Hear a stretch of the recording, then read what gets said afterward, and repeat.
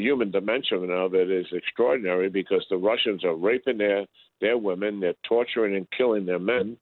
They're actually migrating hundreds of thousands of Ukrainians to Russia, to include thousands of children. So those are also war crimes that are being committed, and the Ukrainian military has real passion to liberate the people that are going through that suffering and that horrific behavior by the Russians. And the ongoing frequent and widespread attacks on Ukraine's power infrastructure, which have plunged millions of people into darkness, depriving them of heat, power and water just as winter arrives and temperatures drop below zero. Many Ukrainian and Western leaders have condemned the strikes as war crimes because of the harm done to the civilian population. But attacks on energy grids have long been part of warfare. So is Russia's strategy a violation of international law?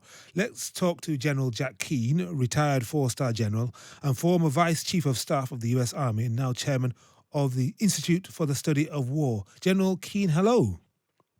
Hello. Great to talk to you again. No, really good to talk. It's been a while. So I suppose straight off the bat, Russia's strategy, is it a violation of international law, or do we have to accept that, as cruel and brutal as this might be, this is what opposing sides have always tried to do in war, try to not just degrade the military, but also make it impossible to continue for the general public?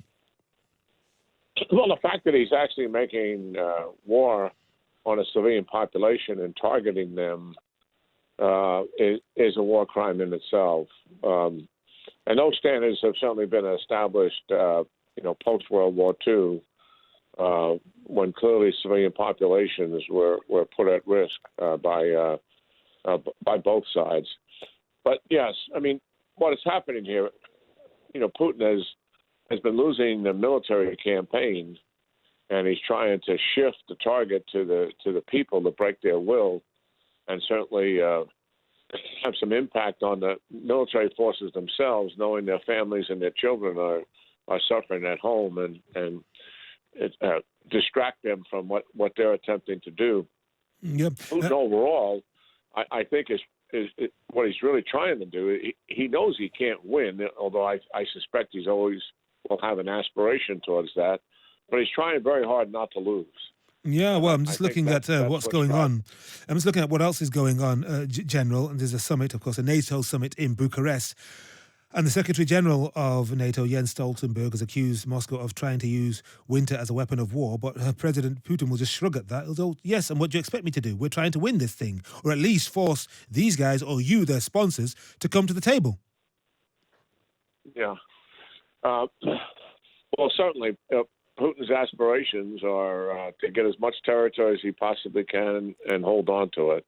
He's got to be stunned and shocked by the ineptitude that his military has displayed. And I don't think we're at a point, frankly, where negotiations are going to take place yet.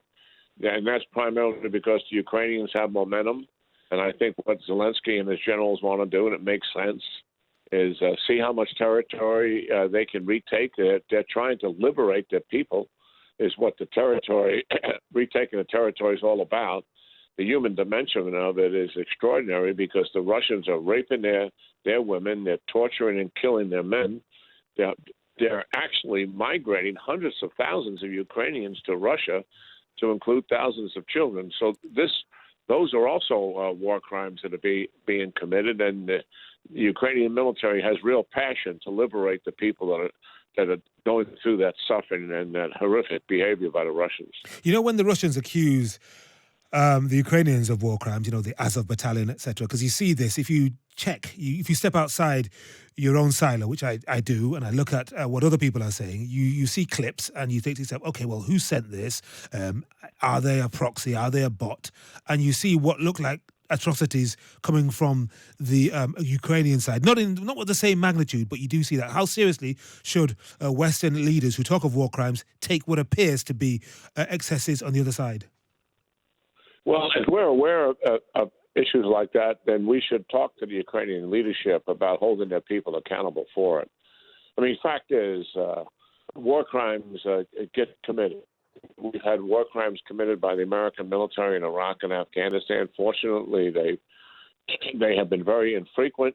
But what's different is we hold our people accountable for it. we try them, we court-martial them, we hold that horrific behavior to a very high standard. We're not going to tolerate it. And I think as advisors to the Ukrainians, if we have the United States or NATO has some evidence of that, then we should discuss that privately with the Ukrainians and make certain they're doing something about it and not stand for it.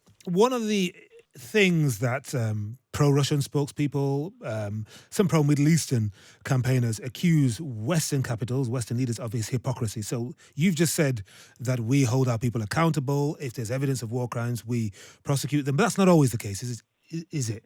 Because, of course, there are a whole list of potential war crimes that were committed that were exposed by WikiLeaks and others, which the Americans, the Brits and others have not prosecuted with the same vigor that they would encourage prosecutions if it were done by the other side. We've got to hold up our hands, haven't we?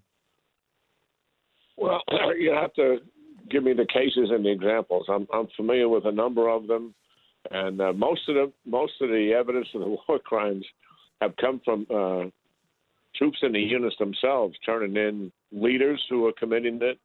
And I know that officer went to jail who was responsible for it. President Trump commuted that or pardoned that sentence, which I thought was a terrible mistake. But the cases that I'm familiar with that came up, there's been some accountability for them. Now, in terms of drones and using drones on targets, and at times those targets have caused real harm to civilians. Those things always have to be investigated. The difference is those are accidents. There's no intent there to kill civilians, certainly. And we had a horrific example of that when the United States was exiting from Afghanistan, where we killed that innocent family we thought was actually a terrorist. And it was a terrible mistake that our intelligence agency. And what was the accountability there in that case? No, they investigated and found there was no intent to kill the families. They thought they were pulling the trigger on a terrorist. That's what happened. Yeah, because we've got ongoing concerns. You do suggest that a pilot who accidentally shoots somebody who's not intending to shoot. No, of course that wouldn't be treated in the same way as people who had killed people in Bucha. But of course, if we're holding ourselves to a higher standard, we have to mean that. That's what I'm saying. Well, we have to conduct the investigation, get the facts on the table, and go back and tell the American people what happened, and what are we going to do about that? I don't, for a minute, think we walk past behavior that's unacceptable. When it comes to support for the Ukrainians, when it comes to the harm being done to the civilian population who are living without power, without energy, in some cases without water, what more do you think the NATO officials should be doing? The guys who are meeting currently in Bucharest, because the Ukrainians are saying we need more help, we need to repair our infrastructure more quickly because they're struggling to keep pace with the level of destruction from the Russians. Yeah.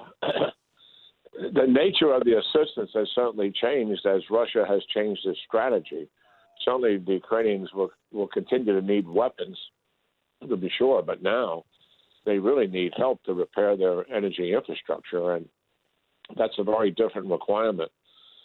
And I think, as has been the case with most of our requirements, it takes a little bit of time to get all of that organized and get it into the country, just as it took a little bit of time to get the air defense systems that the Ukrainians had requested for weeks prior to the Russians conducting the campaign against the Ukrainian people. They saw it coming, and now we're in an emergency crisis mode trying to get those air defense systems in. That'll be the same case, I'm assuming, with the energy infrastructure and what's needed to repair it. But listen, I think we got to give some credit here to the European countries who have stepped up and stuck with this, despite the fact that there's energy issues in their own country, certainly, and Russia's putting pressure on them and is counting on the Europeans to take a knee here and not support the Ukrainians as full up as they have been in the past. And we haven't seen any evidence that that's happening. That's a good thing. They deserve credit here. Yeah, General, I'm going to be talking a bit about the President Macron, President Biden state visit. So Macron's state visit to Washington in more detail in a few minutes. But just your initial thoughts on this suggestion that President Biden is contemplating the circumstances in which talks could be held with Vladimir Putin, and this apparently is worrying some Europeans. Yeah, well, I think if there's negotiations that are going to take place here, it's got to be between the Ukrainians and the Russians. It's not that the United States and the EU and NATO countries who've been supporting them don't have a voice and don't have the right to provide President Zelensky with some advice if they feel necessary. Certainly, they can do that. But I think that this is all about the Ukrainians. They're doing the fighting, they're doing the dying, and these negotiations have got to take place with them. I hope the United States learned a valuable lesson when we started negotiations with the Taliban and excluded the Afghan government. That certainly blew up in our faces. And what has to take place here is Ukrainians talking to Russians. Yeah. General, thank you very much indeed for your thoughts. We ranged over a fair amount of territory then. That was good. I'm glad we talked about all of that. General Jack Keane, a retired four-star general and former Vice Chief of Staff of the U.S. Army, and who now chairs the Institute for the Study of War.